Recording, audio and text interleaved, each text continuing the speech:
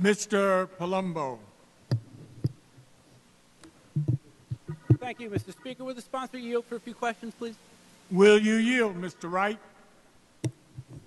Yes, I will yield, Mr. Speaker. Thank you, Keith.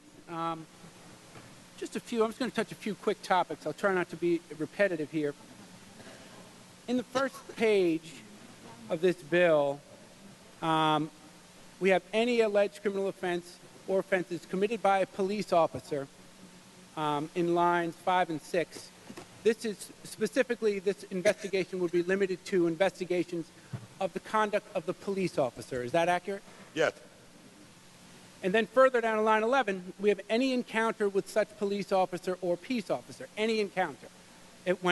Someone other than a police officer, I'm assuming, ultimately dies. In cases of police misconduct. I'm sorry, would you repeat that? We're talking about in cases of police misconduct. Of course, of course. And Police misconduct. the concern that I have is it says any encounter with a police officer.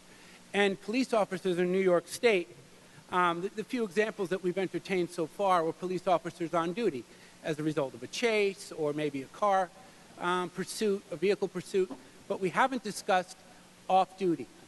So when a police officer is in the grocery store with his family, would you agree with me that if someone walks in and sticks the place up and they're armed and they engage that particular person committing the robbery, they are authorized to arrest them in New York State? Yeah, I mean, even though they might be technically on duty, they still are acting under the color of being a police officer. That's right. So that would apply in their home. Someone's burglarizing their home. Would you agree with me that too could be, and certainly on many occasions is a lawful arrest by a police officer, even though they're off duty? Yeah, I would agree with you, but let me just say, we are talking about an office that has concurrent jurisdiction. Would you agree with me when we say that the federal government also has concurrent jurisdiction with the district attorneys? The federal government can come in any time they want and investigate, prosecute, and convict. Yes? Yes, but Okay. there is actually a distinction there, a very important distinction. When it's concurrent jurisdiction, yes, as are those other agencies that you mentioned earlier, they have concurrent jurisdiction, meaning they can all prosecute the same crime within either of their respective offices. However, once a prosecution has been commenced and completed, I'm going to refer to that, if we can, as consecutive jurisdiction. And the only agency constitutionally that has that power is the United States District Court and the federal government. Would you agree with me on that one? The same 15 minutes. Not necessarily. Well, could you give me an example of a situation where someone is tried and acquitted, or a grand jury is impaneled and a no true bill is rendered, where any other agency other than the federal government can institute a subsequent criminal proceeding? In the scenario that you're putting forward, it sounds like there may be some issues of double jeopardy involved. That's my question, and that's where I'm going with this. Yeah, federal can do a touch, yeah. Now, with that in mind, when we think about,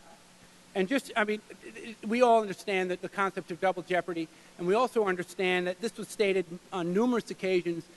The double jeopardy clause, Fifth Amendment, sometimes in conjunction with the 14th, has been interpreted by the United States Supreme Court that the federal Constitution prescribes a double jeopardy provision that is a ceiling, not a floor, meaning that you can give more rights but not less within the states. Is that accurate? Let me just allay your fears and ease your mind a little bit. And I keep going back to the same things that I've said before. What this bill would do, because I want to refocus you back onto the bill and not necessarily get into a law school argument regarding double jeopardy or criminal procedure law. What I want to tell you, and I want to say it as loudly and clearly as I possibly can, is that this would establish an office of concurrent jurisdiction, much like we have the offices that I've explained before. For example, we have the Office of the Welfare Inspector General. We have the New York City Special Narcotics prosecutor. You have the Justice Center Special Prosecutor, which was created in the year 2012. We have the statewide Organized Crime Task Force, and we have the Special District Attorney for Elective Franchise. What this bill would do would be to establish an office where we have cases of police misconduct, an office within the confines of the New York State Attorney General, where you have cases of police misconduct that would have concurrent jurisdiction with our district attorneys. Listen, you know, we've heard a lot of scenarios here today, but we also have seen in the state of New York, especially, that we've seen many, many cases of police misconduct that have gone unpunished. The public needs to know that there is confidence, that they can have confidence in our judiciary and our judicial system. And that's why this bill, and I realize it might be a little sensitive right now, but when we have folks like Eric Garner, we have folks like Amadou Diallo that have been, and folks like Sean Bell, that those situations, albeit tragic, but have gone unpunished. This would be a certain legislative remedy, which we are doing and would hold that we are responsible as legislators, that we are trying to adhere and place trust in our judicial system again, in our prosecutorial system again. That's why this bill is coming to the floor. We're establishing an office within the confines of a statewide elected official, the New York State Attorney General, that would have concurrent jurisdiction to handle cases of police misconduct along with our district attorney. So with that in mind, Mr. Wright, would this office have the opportunity to review and possibly initiate a subsequent criminal proceeding in the event of a no true bill of a matter presented to a grand jury?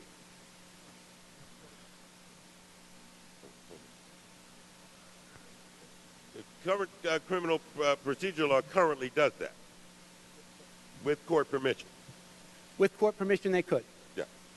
Okay, and that is my significant concern, especially since, again, the Supreme Court, the most case that comes to mind, I just did a quick search, Benton versus Maryland, U.S. Supreme Court once again struck down a provision that provided less liberty to any class of persons, any individual within a state, that gives less protections than the United States Constitution double jeopardy clause, as well as other equal protection issues. But I appreciate your comments, Mr. Wright.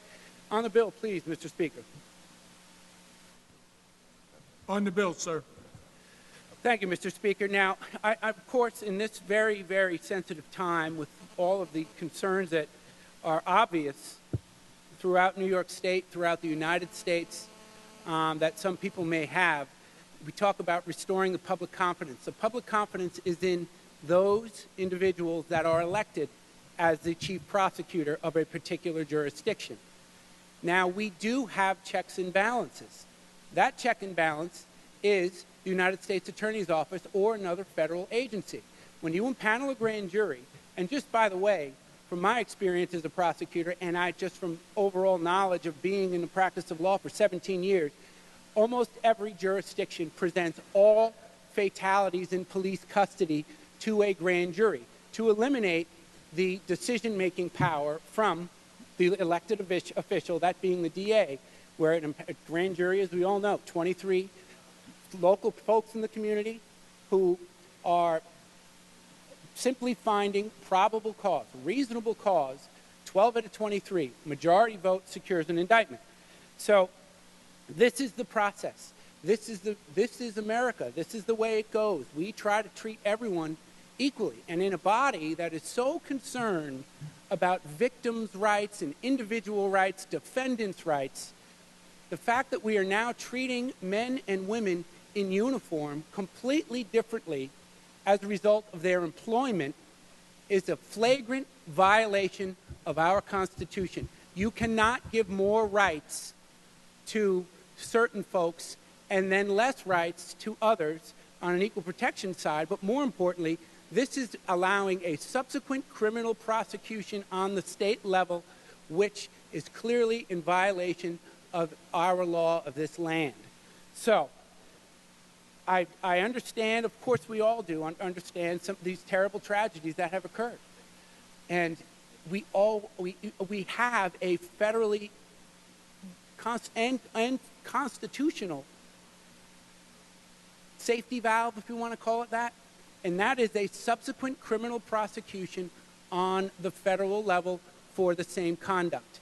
That case I mentioned, Benton versus Maryland, in 1969, the United States Supreme Court said it is constitutional to have someone prosecuted on the state level, then the federal government to take it up and on the same transaction indict, charge, convict, and prosecute those individuals for the exact same elements and the exact same, different crimes necessarily because it's federal and state, but for the exact same conduct.